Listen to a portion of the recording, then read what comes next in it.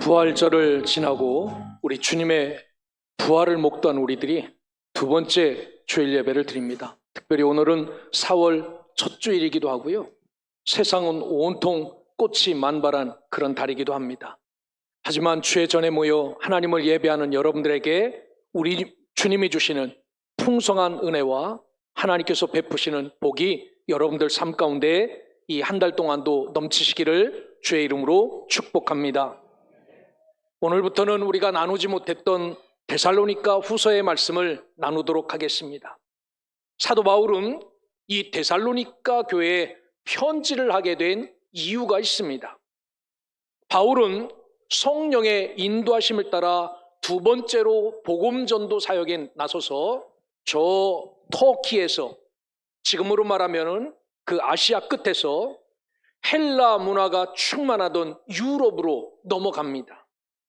그래서 빌립보 교회도 세우고요, 데살로니가 교회도 세웠는데 이 유대인들의 박해로 많은 시간을 쪼개서 이 데살로니가 교회를 섬길 수 없어 추방됩니다. 이 사도 바울은 유대인들의 추방에 따라 베리아를 거쳐 아덴을 거쳐 고린도 지방까지 이르렀습니다. 그리고 거기서 이 데살로니가 교인들을 묵묵히 생각하고 잊을 수 없어 믿음의 아들 디모데를 데살로니가 교회로 가서 저들을 위로하고 그 교회를 축복하고 성도들을 격려하기를 부탁합니다. 그리고 이 믿음의 아들 디모데가 그 데살로니가를 갔다 와 돌아오면서 그들은 많은 박해 중에도 믿음의 역사도 있고 사랑의 수고도 있고 이 소망의 인내 가운데 살아가고 있습니다 라는 소리를 듣고 바울은 너무너무 감사하고 기뻐하여 붓을 들어 편지를 쓴 그 말씀이 데살로니가 전서의 말씀입니다. 그리고 얼마 지나지 않아 사도 바울은 데살로니가 교회로부터 영적 상태를 자세히 기록한 서신을 받아요. 데살로니가 교회가 어떤 영적인 상태에 놓였는지, 특별히 그 내용은 환난 중에서도 믿음에 굳게 서 있던 이 데살로니가 교회 내에 재림신앙에 대한 잘못된 신앙이 들어왔다는 겁니다. 하나님을 기다리는, 다시 오실 예수를 기다리는 재림신앙에 잘못된 신앙이 들어와서 세상 일은 모두 헛것으로 여기고 일상적인 삶을 모두 다 포기하고 오직 열광적으로 주의 재림을 대망하고 있는 자들이 있다라는 소식을 듣습니다. 이게 3장에 넘어가면 이 이야기가 근본적으로 나와요. 사도 바울은 이 안타까운 현실 앞에 이들을 훈계하고 주님의 오심은 매일매일 일상생활에 힘쓰고 그분이 오실 때 우리가 맞이하는 거지 여기만 앉아있다고 맞이할 수 없는 것이다 라고 말하면서 성실하게 주의 오심을 잘 기다리기도 하고 우리의 삶도 성실하게 잘 살아내야 될 것을 편지로 쓴 편지가 바로 오늘부터 나눌 이 데살로니가 후서의 말씀입니다. 여러분, 우리도 부활하신 주님을 지난주에 목도한 것처럼 그분이 하늘로 승천하셔서 다시 오실 재림의 신앙에 흔들림 없기를 주의 이름으로 축원합니다. 이 다시 오실 주님을 믿는 자라면은 현재 우리 삶의 신앙도 흔들림 없기를 주의 이름으로 축원합니다. 세우신 삶의 자리에서 땀 흘리고 수고하고 그 누가 보더라도 칭찬할 만큼 성실하게 잘 살아서 이 주님이 주신 참 소망 속에서 신앙의 모습과 삶의 모습의 균형을 잘 잡아가며 살아가는 믿음의 백성들 되시기를 주의 이름으로 축원합니다. 말씀드린 것처럼 데살로니가 교회에는 재림신앙이 잘못되어서 사도 바울이 이 재림신앙을 바로잡아 주기 위해서 편지를 쓰죠. 여러분, 예를 들어서 불난집에 가면은 불을 확실히 끄려면은 어떻게 꺼야 됩니까? 불을 진짜 확실히 끄려면요, 인정사정 없이 물 뿌려야 됩니다. 이게 고가라고 이거는 TV 비싼 거라고 거기다 물 안 뿌리면요, 거기서 불이 살아날 수 있죠. 그래서 소방대원들은 불난집에 가면요, 고가건 저가건 무조건 물을 뿌려서 다 끕니다. 사도 바울도 이 재림신앙이 잘못된 데살로니가에 가서 여러분 어떻게 해야 이것을 끌 수 있습니까? 재림신앙 없다라고 말할 수 없지 않습니까? 그래서 사도 바울은 이 데살로니가에 가서 재림신앙을 소멸하지 않고 무엇이 진짜 재림신앙을 기다리며 살아가는 사람인지를 분명히 말씀합니다. 오늘 이 말씀을 잘 들으면서 우리도 재림신앙에 나태한 자, 게으른 자 있다면 이 말씀을 듣고 주님 오심을 기다리며 살아가시기를 주의 이름으로 축원합니다. 또 우리 삶 가운데서 세운 자리가 있는데 그 삶의 자리를 포기하고 늘 하늘만 바라보고 살아가는 분이 있다면은 여러분, 주님이 오고 가심은 우리의 기도 때문이 아니라 하나님의 권한임을 기억하시고 세운 자리에서, 삶의 자리에서 충성을 다하여 열심히 땀 흘리며 일하시고 오실 주님을 성실하게 기다리는 성도들 되시기를 주의 이름으로 축원합니다. 바울은 이런 문제 많은 교회에게 어떻게 위로하며 시작하냐면은 3절에 이렇게 말합니다. 형제들아, 우리가 너희를 위하여 항상 하나님께 감사할지니 이것이 당연함은 너희의 믿음이 더욱 자라고 너희가 다 각기 서로 사랑함이 풍성함이라 라고 축복하고 그들을 격려하며 시작합니다. 여러분, 이처럼 데살로니가 교회는 다른 곳에서 찾아볼 수 없을 만큼 믿음의 역사, 사랑의 수고가 참 많았던 교회입니다. 이런 것 때문에 다른 사람을 섬겨도 불평이나 원망하며 살지 않았지요. 사도 바울은 이것들을 축복해요. 먼저 보면은 2절에 하나님 아버지와 주 예수 그리스도로부터 은혜와 평강이 너에게 있을지어다 라고 말합니다.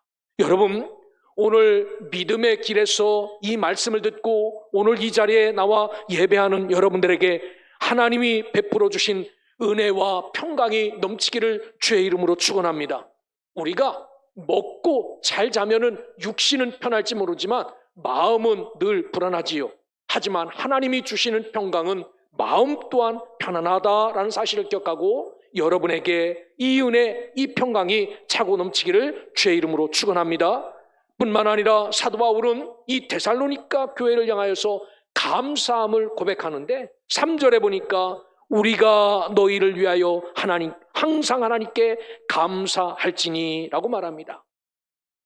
이 데살로니가 교회 교인들은요, 먼저 복음을 받기 전까지는 하나님과 아무 관계가 없는 버려졌던 사람이지요. 헬라 문화가 어쩌면 아주 왕성했던 이 시기에 이 데살로니가 사람들도 그 문화, 그 죽음의 문화에 빠져서 살았던 사람들입니다. 그런데 하나님의 자녀가 되고 복음을 받아들이고 구원을 받고 이렇게 저들의 믿음 생활을 하게 된 것 사도 바울이 너무너무 감사하다라고 말합니다. 그러면서 그들이 감사한 삶을 사도 바울이 이 말씀 속에서 구체적으로 3가지를 이야기합니다. 무엇이 감사한지를. 첫째로 보면 3절에 이런 말씀이 있습니다. 너희 믿음이 더욱 자라고 라고 선언합니다. 여기에 나오는 동사 하나, 더욱 자라다라는 회페 라욱사노라는 헬라어는요, 무슨 뜻이냐면은 평균 기준을 넘었다, 과도하게 자랐다라는 그런 말씀입니다. 우리 집에 여러분 엄마가 밥을 해주죠. 애들이 둘이라고 하면은 밥을 똑같이 엄마가 해주는 밥을 먹고 어떤 애는 키가 크고 어떤 애는 키가 작아요. 이런 있죠. 학교에 가서 똑같이 선생님한테 배우지만 그것을 잘 이해하는 사람이 있고 이해 못하는 자가 있는 것처럼 오늘 사도 바울이 여기에 가서도 복음을 전하고 저기에 가서도 복음을 전했는데 여기에 보면까 데살로니가 교회만 너희의 믿음이 더욱 자랐다. 너희의 믿음이 평균치 이상을 넘었고 과도하게 자랐다라고 말합니다. 다른 교회보다 이 데살로니가 시작은 미약했습니다. 많이 배우지도 못했습니다. 그런데 놀라운 일은 믿음의 성장은 너무너무 다른 교회보다 빨랐어요. 그래서 사도 바울은 하나님께 너희의 믿음이 과도하게 자라서 너무너무 감사하다라고 말합니다. 사랑하는 소명의 성도 여러분, 오늘 우리 교회도 하나님의 말씀을 들으며 정말 하나님도 감동하고 사람도 감동할 만큼 우리의 믿음이 평균 기준치를 넘어 과도하게 이 믿음이 자라 모든 사람에게 영광을 돌릴 만큼 여러분의 믿음이 풍성하게 잘 자라나시기를 주의 이름으로 축원합니다.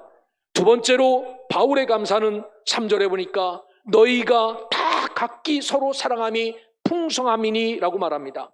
여기 풍성하다라는 말은 플레나우조입니다. 이것도 차고 넘쳤다, 과잉이되었다, 아주 풍부하다라는 뜻입니다.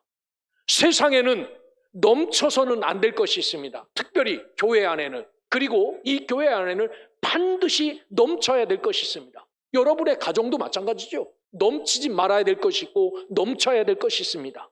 오늘 이 교회도 넘치지 말아야 될 것이 있고 넘쳐야 좋은 것이 있는데, 넘쳐야 좋은 게 무엇입니까? 하나님의 거룩하신 성령의 기름 부으심, 우리가 나누는 사랑이지요. 그런데 이 데살로니가 교회는 어떤 교회냐면은 다 각기, 나 혼자만이 아니라 누구든지 다 각기 서로 사랑함이 풍성하였다, 차고 넘쳤다라고 말합니다. 여러분, 이런 교회였기에, 이런 에너지가 있었기에 성경에 보면 사랑의 수고에도, 여러분 나눠주는 것, 내 것을 잘라서 나눠주는 이 수고는 땀 몇 방울 흘리는 게 아니라 피를 흘리고 고통을 당하는 수고죠. 그래도 지치지 않고 여러 교회와 사도 바울을 섬겼다라고 말합니다. 다른 것 아닙니다. 이렇게 사랑의 수고가 차고 넘쳤기에 이 사랑의 수고를 나눠주면서도 이 데살로니가 교회는 불평하는 사람 없었고 원망하는 사람 없었습니다. 여러분, 오늘 우리에게도 넘치면 좋은 것이 있는데, 이 넘치면 좋은 것 하나를 고르라라고 말하면 이 데살로니가 교회처럼 주님을 사랑하고 서로를 사랑하고 위로할 수 있는 이 사랑의 은혜가 우리 교회 안에 풍성히 차고 넘쳐 많은 사람을 섬기되 기쁨으로 섬길 수 있는 복된 교회가 되기를 주의 이름으로 축원합니다. 그리고 바울은 세 번째 어떤 것에 대해서 감사하냐면 4절에 보니까 그러므로 너희가 견디고 있는 모든 박해와 환난 중에서 너희의 인내와 믿음으로 말미암아 감사한다라고 말합니다. 사람은요 똑같지요. 여러분, 어떤 자리에 앉고 싶습니까? 대접받는 자리, 높여주는 자리에 앉고 싶은 게 똑같은 마음입니다. 여러분, 얻어 터지고 빼앗기고 박해받고 환난을 당하는 그 자리에 누가 앉고 싶겠습니까? 그런데 데살로니가 교회는 예수를 믿어 이런 박해받는 자리, 환난의 자리, 고난의 자리에 앉아 있었는데 그들은 그 자리에 꿈쩍도 하지 않고 끝까지 앉아 있는 것, 이것을 사도 바울은 너무너무 감사하다라고 말합니다. 누가 한 번 핍박한다고 그 자리를 떠나고, 누가 한 번 나에게 박해한다고 예수 믿는 것 포기하면은 이런 칭찬하지 않았겠지요. 그런데 사도 바울은 그들이 박해를 받아도 환난을 받아도 믿음과 인내로 견뎌낸 것을 사도 바울은 너무너무 감사한다라고 말합니다. 사랑하는 소명의 성도 여러분, 우리에게도 이런 믿음, 이런 인내가 풍성하게 채워지기를 주의 이름으로 축원합니다. 여기 말하는 인내라는 휘포모네라는 말은요, 상황과 형편과 관계없이 자기 자리를 지키는 겁니다. 예를 들어서 어떤 아버지가 너무나도 가정을 섬기는 게 힘들어요. 아무리 직장에 나가서 일해도 자식들도 인정해주지 않고 변화도 없습니다. 집에 돌아와서 가족회를 합니다. 나 오늘부터 니네 집 아버지 안 한다. 나 오늘부터 니네 집 남편 안 한다. 딱지 뗀다고 말해보십시오. 여러분, 나를 아버지로 세워주고 나를 아내로 세워주고 나를 성도로 세워준 그 자리가 있지 않습니까? 어렵다고 포기합니까? 환난이 온다고 내려놓습니까? 그렇지 않아요. 데살로니가 교인들은 절대로 상황과 형편과 관계없이 자기의 자리를 끝까지 변함없이 지속적으로 지킨 자들이다라고 말합니다. 그래서 사도 바울은 그 일이 너무너무 감사하다라는 겁니다. 오늘 이 말씀을 들으며 우리도 세우신 자리를 끝까지 지킬 수 있는 자, 끝까지 변함없이 자기 자리를 사수할 수 있는, 지속적으로 지킬 수 있는 이런 인내와 이런 믿음이 여러분에게 풍성하게 채워지기를 주의 이름으로 축원합니다. 계시록 2장 26절에 보면 이기는 자와 끝까지 내 일을 지키는 그에게 만국을 다스리는 권세를 주시리니 라고 말합니다. 지지 않고 이기는 자, 끝까지 주님의 일을 성취하여 내는 자는 만국을 다스릴 권세를 그에게 주시겠다라고 말합니다. 여기 가도 쓰러지고 움직이고 저기 가도 넘어지고 그만두는 이런 사람에게 하나님 나라를 맡기지 않는다는 겁니다. 어떤 곳에서도 변함없이 자기 자리를 지키는 사람, 상황과 형편없이 서 있는 그에게 이런 권세를 준다라는 사실을 기억하고, 오늘 이 데살로니가 교회 성도들처럼 우리의 상황과 형편과 관계없이 나의 자리를 끝까지 변함없이 지속적으로 잘 지켜내서 하나님으로부터 큰 칭찬과 격려를 받으며 살아가는 믿음의 백성, 하나님의 자녀들 되시기를 주의 이름으로 축원합니다. 사도 바울은 이런 놀라운 삶을 살아내고 있는 이 데살로니가 교회를 4절 이하에 보니까 여러 교회에 우리가 친히 자랑하며 다녔다라고 말합니다. 아, 데살로니가 교회는 이런 교회라고, 데살로니가 교회는 이렇게 살고 있다고, 데살로니가 교회는 이런 믿음을 갖고 믿음의 길을 걸어가고 있다고 여러 곳에 이 놀라운 삶을 자랑하며 살았다라고 말합니다. 때로는 이런 간증을 들으면 우리도 도전을 받죠. 얼마나 도전을 받겠습니까? 이런 놀라운 신앙의 모습을 우리가 보면은 아, 나도 저렇게 되고 싶다라고 분발하게 되는 거지요. 사도 바울은 이 가난하고 헐벗고 너무나도 힘든 데살로니가 교회 교인들의 이 놀라운 삶을 간증하며 돌아다니므로 모든 사람이 도전받게 하였는데 이것이 놀라운 은혜였고 감사거리다라고 말합니다. 여러분, 오늘 우리도 믿음의 길을 걸어가면서 어떤 일로도 교회와 하나님 나라의 근심거리가 되지 않기를 주의 이름으로 축원합니다. 오히려 우리가 근심거리가 아니라 우리가 하나님 앞에 기쁨이 되고 하나님 앞에 자랑거리가 되기를 주의 이름으로 축원합니다. 저분은 너무나도 힘들고 어려운데 이렇게 믿음 생활을 하고 있다고, 저 사람은 그렇게 살 수 없는 사람인데 이렇게 하나님을 섬기고 있다고, 이렇게 하나님 앞에 자랑거리가 되어야지 믿음의 삶 속에서 부어주신 은혜가 많아도 우리가 근심거리가 되어서는 절대로 안 된다라는 사실을 기억하고, 우리 믿음의 백성들은 하나님 앞에 근심하는 자가 아니라 자랑하는 자가 되어 놀라운 믿음의 길을 걸어가기를 주의 이름으로 축원합니다. 사도 바울은 이런 삶을 어떻게 표현하냐면은 하나님 나라에 합당한 자요 가치 있는 자 일이다라고 말합니다. 그렇게 사는 것, 그렇게 믿음이 자라난 것, 그렇게 사랑을 갖고 나누며 어떤 상황 속에서도 움직이지 않고 살아가는 이 모든 것이 하나님 나라에 합당한 자로 가치 있는 일이다라고 말합니다. 여러분, 데살로니가 교회 교인들의 삶을 고린도 성도들에게 자랑하듯이 소개하는 말씀이 고린도후서 8장이에요.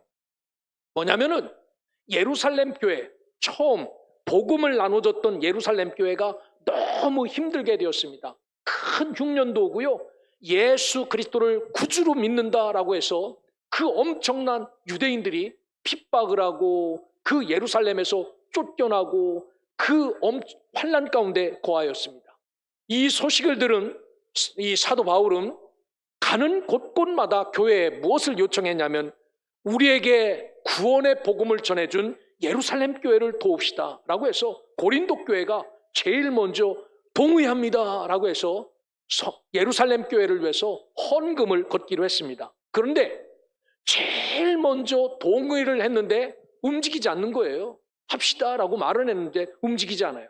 이때 사도 바울이 글을 써서 이 데살로니가 교회 교인들의 이야기를 합니다.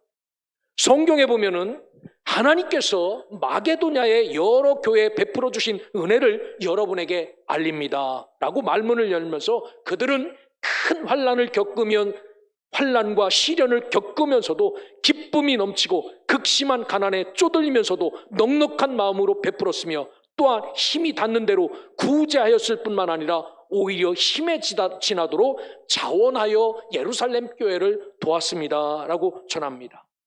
이렇게 전한 그들의 모습이 너 나쁘다, 너 잘못됐다, 너 안 됐다 라고 하지 않고 사도 바울은 그렇게 하는 삶이 하나님 나라에 합당한 자로 가치 있는 일이다 라고 말합니다. 그렇습니다. 성경대로 사는 삶은 하나님이 원하는 삶이고 합당한 삶이고 가치 있는 삶이죠. 이 연약한 데살로니가 교회가 이런 삶을 살았다라고 말합니다. 오늘 본문 5절 후반의 말씀을 보면 주님의 나라를 위하여 고난을 당하면서도 이렇게 살아낼 수 있었던 것은 다름이 아니라 하나님의 공의로운 심판이죠. 그것이 맞는 삶이다라고 그들을 칭찬해주고 격려해서 그렇게 사는 것이 합당한 삶인 줄 알고 하나님 앞에 어려움을 당하면서도 자기 자리를 비우지 않고 그렇게 살았다라고 말합니다. 사랑하는 소명의 성도 여러분, 이 시대에 우리에게도 이러한 믿음의 증거가 풍성하기를 주의 이름으로 축원합니다. 나의 부어주신 은혜가 너무나도 커서 하나님의 은혜를 기억하고 하나님의 뜻을 이루려고 이것이 합당한 삶임을 기억하고 하나님 앞에 영광 돌리며 하나님의 뜻을 이루는 믿음의 자녀 백성으로 살아가기를 주의 이름으로 축원합니다. 오늘 성경에 보면은 6절 7절 말씀 속에는 환난 받는 자와 환난을 주는 자에 대해서 나누어져서 이야기하고 있습니다.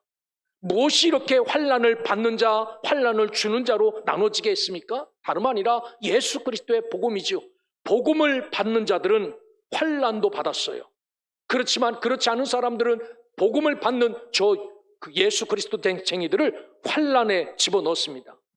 이 구원의 복음이 데살로니가에 전파되기 전에는 이런 삶, 이런 거 몰랐어요. 아주 자유롭게 세상에서 살았습니다. 그런데 드디어 이 복음을 받아들이고 우리가 어떻게 살아야 하나님의 자녀로 사는지를 깨닫게 된 뒤부터는요, 하나님 앞에 엄청난 고난과 시련과 역경과 아픔을 당하며 살았던 사람이 바로 데살로니가 교회였습니다. 하지만 그 삶이 합당한 삶이다라고 말합니다.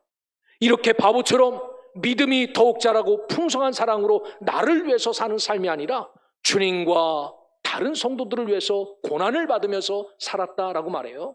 이렇게 살면은 아픈 줄 알고 이렇게 살면은 힘든 줄 알지만 이렇게 산 것이 오늘 하나님 앞에 합당한 삶이다라고 말합니다. 여러분 한번 보십시오. 데살로니가 교인들도 성도고 우리도 성도입니다. 우리와 그들을 비교하면은 똑같은 성도인데 데살로니가 교회 교인들 앞에 서면 왜 우리는 너무 초라합니까? 넉넉하고 풍족하고 우리가 하나님 앞에 여유롭고 아주 부유하게 살고 있는데 왜 우리는 스스로 나는 못 살고 나는 안 되고 라고 고백하며 삽니까? 그들은 먹을 것 입을 것 없어 정말 가난하여 최저의 삶을 살아도 하나님을 기쁘게 섬긴 것은 다른 것이 아니라 그것이 옳은 삶이라고 하나님이 인정해 주셨기에 그들이 그 공의를 하나님 앞에 지키기 위해서 합당한 자로 살아가는 것을 기억하시고 오늘 우리도 하나님 앞에 합당한 삶을 잘 살아낼 수 있기를 주의 이름으로 축원합니다. 그러면 하나님은 이런 아픔과 고난을 당하면서 끝까지 말씀대로 살아가는 그들을 그냥 묵인하시고 침묵하시는가? 성경에 보니까요, 그렇지 않으세요. 환난을 받게 하는 자들에게는 환난으로 갚으시고 환난을 받는 우리에게는 안식으로 갚으신다라고 분명히 성경은 말합니다. 주를 위해서 환난을 당하는 우리에게는 안식으로 갚으시고 우리에게 환난을 주는 사람은 환난으로 똑같이 갚으시겠다라고 말합니다. 오늘 저와 여러분들은 이 믿음의 길을 걸어가면서 환난과 안식이 번갈아 나오면서 환난을 주는 자들은 현세에 평안을 누리죠. 우리를 아프게 하고 우리를 고통스럽게 하는 사람은 얼마나 평안을 누립니까? 그렇지만 그리스도인들은 환난을 당합니다. 하지만 그날 마지막 날에는 그리스도인들은 안식을 누리게 되나 불신자들은 환난을 당하게 된다라고 말합니다. 여기에 역전의 날이 있을 것이다 라고 말하는 거예요. 고난을 당하는 우리가 안식을 얻는 날이 오고 그 평안을 누리던 그들이 심판을 받는 그런 날, 역전의 날이 올 것이다 라고 말합니다. 성경에는요, 이 역전의 날에 예수님이 친히 나서서 이야기하십니다. 누가복음 16장 25절에 보면 부자와 나사로의 비유를 말씀하세요. 부자는 이 땅에서 떵떵거리고 살았습니다. 누릴 것 다 누리고 살았습니다. 그런데 그 부잣집 앞에 대문간에는 늘 나사로라는 거지가 살았어요. 야야야, 너는 왜 우리 집 대문간에 사느냐? 라고 하면서 물 한 방울, 밥 한 톨 주지 않았습니다. 그런데 천국에 가서 이 부자가 나사로를 만납니다. 예수님 품에 안겨있는 나사로. 그리고 요청하죠. 주님, 저 나사로 손끝에 딱 더도 말고 덜도 말고 물 한 방울만 딱 찍어서 내 혀를 좀 서늘하게 해주십시오 라고 요청해요. 이때 예수님이 뭐라고 말씀하시냐면은, 너는 살았을 때 네 좋은 것을 받았고 나사로는 고난을 받았으니 이것을 기억하라. 이제 그는 여기서 위로를 받고 너는 괴로움을 받느니라 라고 역전된 인생을 이야기하십니다. 여러분, 길어야 우리가 정말 우리 인생을 즐기며 살아가는 것이 20부터라면은 60년, 80까지 그렇게 삽니다. 80 넘으면은 내가 사는 것 아니지 않습니까? 이 60년 삶을 위해서 내가 마음대로 살 것인가? 영원한 삶을 위해서 부르심에 합당한 삶을 살 것인가? 이것은 우리가 정하는 겁니다. 성경에 보면요, 오늘 이 예수의 복음에 복종하지 않는 자들에게 형벌을 내리시겠다라고 말합니다. 여기에 보면은 이 형벌을 받을 자들에 대해서 쭉 나와요. 7절 이하에부터 보면은 형벌을 받을 자는 하나님을 모르는 자들이 형벌을 받을 거다라고 말합니다. 그러면은 나는 글도 모르고 뭐 아무것도 몰라, 나는 예수님을 배운 적이 없는데 그래도 내가 형벌 받습니까? 예, 그래도 형벌 받습니다. 왜? 로마서 1장 20절은요 핑계치 못할 것이다 라고 말합니다. 우주 만물을 보면은 이거 어떤 주인이 만드신 거지, 저 미생물이 변하고 변해서 인간이 된 것 아니라는 것 다 알 것이다 라고 말합니다. 그렇습니다. 우리가 누구도 하나님을 모른다라고 하면요 이런 징벌을 받아요. 둘째로 형벌받을 자들은 복음에 복종하지 않는 자들이다라고 말합니다. 우리에게 무엇이 있습니까? 예수 그리스도의 말씀이 있지요. 그 말씀을 들고 있지만 이것에 복종하지 않는 자들은 이런 형벌을 받을 것이다 라고 말합니다. 세 번째는 주의 얼굴과 힘의 영광을 떠난 자들이 형벌을 받을 것이다 라고 말합니다. 예수님을 얼굴과 얼굴로 맞대고 살다가 그게 싫어서 떠난 자들, 예수 믿기를 포기한 자들, 믿음의 길을 걸어가라 나간 사람들, 이런 사람들이 형벌 받을 것이다 라고 말합니다. 어떻게 받습니까? 마지막 절에 9절에 뭐라고 말합니까? 여기에 보면은 영원한 멸망의 형벌을 받을 것이다 라고 말씀합니다. 오늘 말씀을 결론적으로 말씀드리면, 바울은 잘못된 재림신앙을 고치기 위해서 기본적인 신앙을 다시 한번 확인하며 강조해요. 그들이 얼마나 든든하게 믿음 안에 섰는지를 말씀합니다. 그리고 그들이 지금까지 그렇게 한 일은 다 하나님 말씀에 합당한 그러한 일을 하였다라고 말합니다. 하지만 나중으로 넘어가면 고칠 것 하나가 있다라고 말합니다. 그게 뭐냐? 재림신앙이라고 말해요. 오늘까지는 이 사도 바울이 데살로니가의 기본적인 신앙을 잘 우리에게 이야기합니다.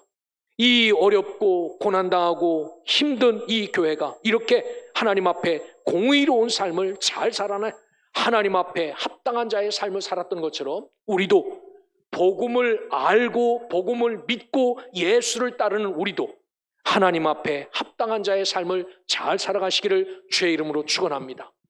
믿음이 있다면 그 믿음이 과도하여 다른 사람의 믿음보다 더 아주 엄청 큰 믿음의 소유자가 되시기를 주의 이름으로 축원합니다. 사랑이 있다면 그 사랑이 다른 사람을 감동시킬 만큼 큰 사랑을 여러분이 소유하시길 바랍니다. 어떤 고난과 아픔 가운데도 끝까지 나의 자리를 지킬 수 있는 인내하는 이 믿음이 여러분에게 있어서 하나님이 인정하실 만큼 합당한 삶을 잘 넉넉하게 살아낼 수 있는 우리 소명의 성도들 되시기를 거룩하신 예수님의 이름으로 축원합니다.